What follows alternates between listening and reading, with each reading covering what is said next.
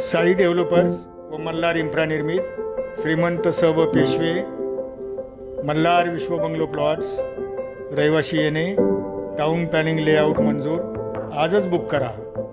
आत्ता आपल्या जेजूर शहरात सर्व सोयीयुक्त हक्काचे घर बांधा।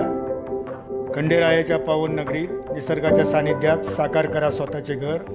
पुणे पंढरपूर राष्ट्रीय महामार्गालगत आंतरराष्ट्रीय विमानतळापासून जवळच रजिस्टर सोसायटी पुरंदर तालुक्यातील सर्वात मोठा 26 एकर बंगलो प्रोजेक्ट। एक वेळ अवश्य भेट द्या।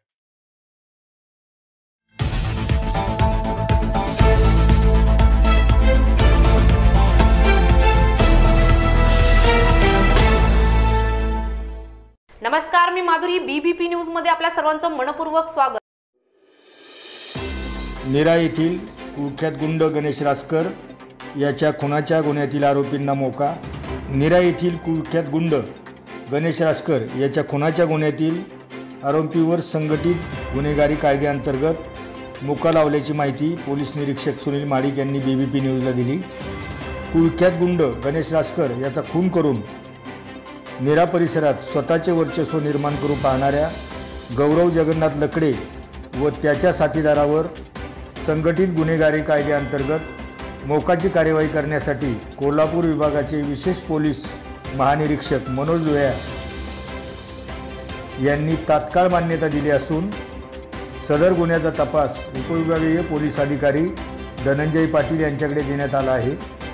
या मोका अंतर्गत कारवाईमुळे पुरंदर तालुक्यातील रेकॉर्डवरच्या गुन्हेगारांच्यात पोलिसांचा वचक निर्माण झाला असून संघटित गुन्हेगारी करणाऱ्या गुन्हेगारांना चाप मिळणार आहे।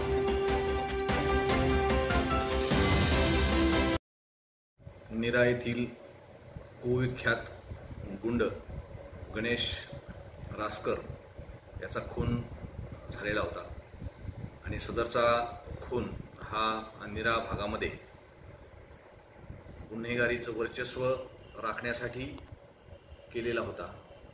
गणेश रासकरचं अनेक वर्षापासून त्या ठिकाणी वर्चस्व होतं, दहशत होती आणि ती मोडीत काढण्यासाठी गौरव लकडे याने दुसरी टोळी त्याच्याच जुन्या टोळीतले सदस्य घेऊन तयार केली आणि त्या भागात तो वर्चस्व तयार करत होता आणि त्यातून त्यांनी गणेश रासकरचा खून केला। आणि ह्या ठिकाणी हे वर्चस्व गुन्हेगारीचं वाढू नये म्हणून गौरव लकडे, निखिल डावरे, गणेश जाधव आणि संकेत कदम आणि अक्षय पाटील या गुन्हेगारांनी गणेश रासकरचा खून केला होता। त्याला मोका अंतर्गत कारवाई करण्याबाबतचा प्रस्ताव माननीय अपर पोलीस अधीक्षक बारामती मिलिंद मोहिते साहेब, पुणे ग्रामीणचे पोलीस अधीक्षक डॉक्टर अभिनव देशमुख साहेब, उपविभागीय पोलीस अधिकारी धनंजय पाटील साहेब यांच्या मार्फतीने प्रस्ताव माननीय विशेष पोलीस महानिरीक्षक कोल्हापूर परिक्षेत्र श्री मनोहर लोहिया साहेब यांच्याकडे पाठवण्यात आलेला होता आणि हा प्रस्तावाला त्यांनी मंजुरी दिलेली आहे आणि गणेश रासकरच्या या गुन्ह्याला मोक्का अंतर्गत कारवाई करण्याची मंजुरी मिळालेली आहे। आणि आता हा तपास उपविभागीय पोलीस अधिकारी सासवड श्री धनंजय पाटील साहेब यांच्याकडे वर्ग करण्यात आलेला आहे। आता या गुन्ह्यामध्ये या गुन्हेगारांच्या संपर्कातील कोण कोण आहे त्यांच्या सर्व मालमत्तेची चौकशी होणार आहे आणि या प्रकारे ही जी कारवाई झाली त्यामुळे दुसरी टोळी या ठिकाणी त्या भागामध्ये उदयास येणार नाही। याप्रमाणे सक्त अशी ही कारवाई करण्यात येणार आहे। यापुढे सुद्धा जर गुन्हेगारासोबत कुणी जर कृत्य करत असेल, पहिलाही जरी त्याचा गुन्हा असला तरी मोक्का अंतर्गत कारवाई होईल आणि मोक्क्याच्या आरोपींना मदत करणे हा सुद्धा गुन्हा आहे, त्यांच्यावर सुद्धा कारवाई होईल। तसंच या ठिकाणी हा जो गणेश रासकरचा खून झाला, प्रत्यक्षात खून करणारे दोन होते परंतु याच्या पाठीमागचा मास्टरमाइंड गणेश जाधव हा होता आणि हे जे अग्निशस्त्र ज्याची बेकायदा विक्री होते हे सप्लाय करणारे सुद्धा आता ह्या गुन्ह्यामध्ये आरोपी करण्यात आलेले आहेत। त्यामुळं जे काही बेकायदा शस्त्र विकणारे आहेत त्यांना सुद्धा आता या कायद्याच्या अंतर्गत कारवाई करण्यात येणार आहे आणि या प्रकारे असे जर काही बेकायदा शस्त्र वगैरे कोणाकडे असतील तर पोलिसांना निसंकोचपणे माहिती द्या।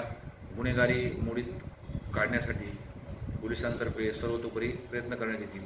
सदरचा प्रस्ताव हा बनवण्यामध्ये उपनिरीक्षक नंदकुमार सोनोलकर तसेच पोलीस हवालदार विठ्ठल कदम आणि पोलीस हवालदार महादेव कुतवळ यांनी अतिशय चांगली कामगिरी करून एक टीमवर्क जेजुरी पोलीस स्टेशनचं या गुन्ह्यामध्ये दिसून आलेलं आहे. या प्रकारच्या कारवाया जेजुरी पोलीस स्टेशनतर्फे याही पुढे करण्यात येतील.